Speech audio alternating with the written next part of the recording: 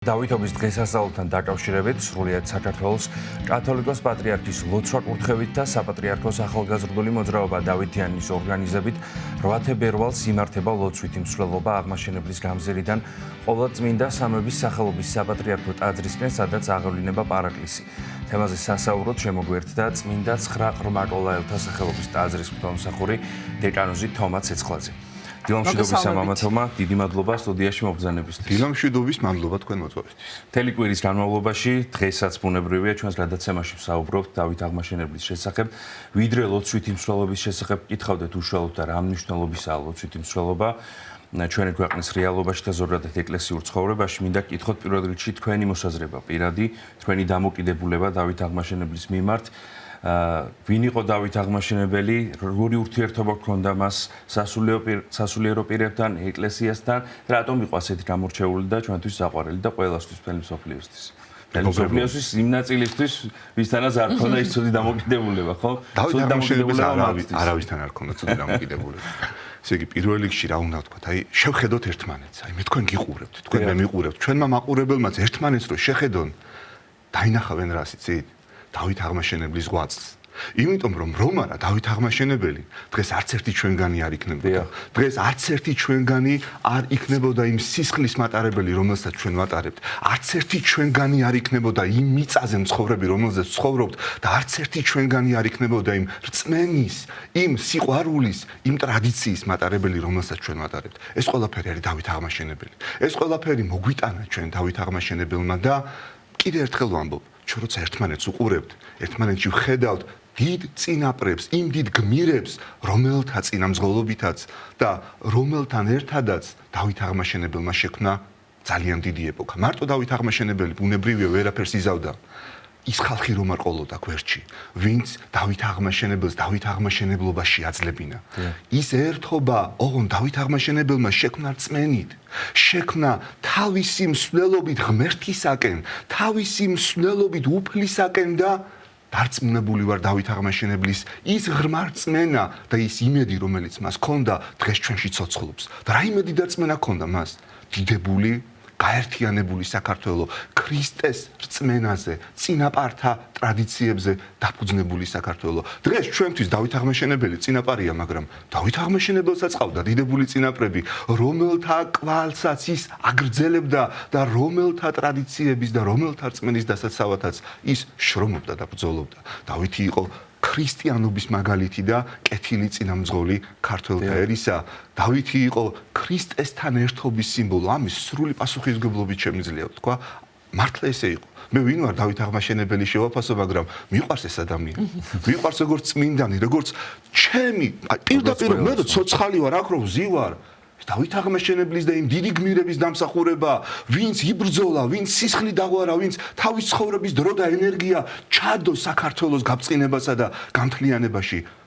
მე არ ვიცი, დავითი რომ არა ჩვენ აქ არ ვიქნებოდი და არც ჩვენი მაყურებელი ხა. თუ შეხედავს ერთმანეთს, თავის შვილებს, მეუღლებს, მშობლებს, აი დაინახავენ ზუსტად კიდე ერთხელ ვამბობ დავითის ღვაწლს და იმ ჩვენი დიდებული წინაპრების ღვაწლს. მამა თომა, პატრიარქის ლოცვა კურთხევით 8 თებერვალს დავითობას გაიმართება ლოცვითი მსვლელობა, რომელიც დავით აღმაშენებლის გამზირიდან, როგორც ახლა ჩვენი ანონსიდან ძალიან ხშირად ამას ვისმენთ, დაიწყება და დასრულდება სამებაში. აი ამ მსვლელობის შესახებ დავითიანი ახალგაზრდული ორგანიზაცია დავითიანი აწყობს ამ ყველაფერს პატრიარქის კურთხევით და რომ მოგვიყვეთ, რომელ საათზე დაიწყება, თქვათ აი ფორმა როგორი იქნება ამ მსვლელობის, ყველაფერი გვაინტერესებს, ყველა დეტალი. დიდებულია პირველ რიგში რა უნდა ითქვას. აი ალილო მაგალითად ყოველ წელს ტარდება.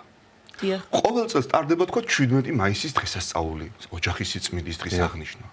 და აი წლევანდელი დავით აღმაშენებლის ხსოვნისადმი მიძღვნილი ეს მსვლელობა არის ძალიან განსაკუთრებული და რატომ? იმიტომ რომ წელს არის 2025 წელი და გავიდა 900 წელიწადი მას შემდგომ რაც დავით აღმაშენებელის ზეციურ საქართველოს შეუერთდა და გადმოგვილოცა ასპარეზი ჩვენი სამშობლოს კეთილწარმატებისა და ჩვენი შვილების სწორად გაზრდისა და ჩვენს ქვეყანაზე ზრუნვისა. ესე არ არის? რა თქმა უნდა. და აი რგვალი თარიღია. 900 წელი გავიდა. ეს მსვლელობა რაც გაიმართება არის ისტორიული. იმიტომ რომ მომდევნო ასეთი მსვლელობის საშუალება საქართველოში იქნება 2125 წელს. ანუ ესეთი დიდი საზეიმო მსვლელობა საუკუნეში ერთხელ ხდება. ანუ კიდე ერთხელ ვამბობ, ეს არის ისტორიული მსვლელობა და ჩვენ პირადად ღმერთმა მოგვასწროს 2025 წელს, მაგრამ თუმცა ხომ შეიძლება ტრადიციადაც იქცეს და ყოველ წელსაც შეიძლება ტრადიციადაც იქცეს, მაგრამ ასე აღნიშნოთ მაინც არ იქნება. ხვდებით ხო? აი ესეთი მრგვალი ლამაზი თარიღი მაინც არ იქნება და ამიტომ მე ყველას მოუწოდებ, რომ ამ მსვლელობაში მიიღოს მონაწილეობა. არ დააკლდეს საუკუნოვანი ღირებულებითი მნიშვნელობის მსვლელობის მონაწილეობას. ეხლა ნახეთ როგორა ამბავი. ბევრი რამაა დაგეგმილი, მაგრამ თავარი რაზეც უნდა კონცენტრირდეთ არის რა? თბილისში აღმაშენებლის გამზირზე 24 სკოლასთან 13 საათიდან, ანუ შუადღის პირველი საათიდან 2:30-მდე შევიკრიბოთ იქ ერთად ყველანი. ვისაც სურს იაროს დავითის გზაზე. და ნახეთ როგორი საინტერესო და სიმბოლურია. აი ზოგადად გზა რა არის? გზა არის დინამიკა, გზა არის მოძრაობა. მსვლელობა ამ გზაზე არის საშუალება მიზნის მიღწევისა. და ნახეთ, იწყება ეს დავითის გზა იწყება დავით აღმაშენებლის გამზირიდან 24 სკოლის ტერიტორიიდან და სრულდება სამების საკათედრო ტაძარში. 3 კილომეტრია სულ რაღაცა, ბევრი არ არის მანძილი. ნახეთ, დავითის გზა ზუსტად ეს იყო.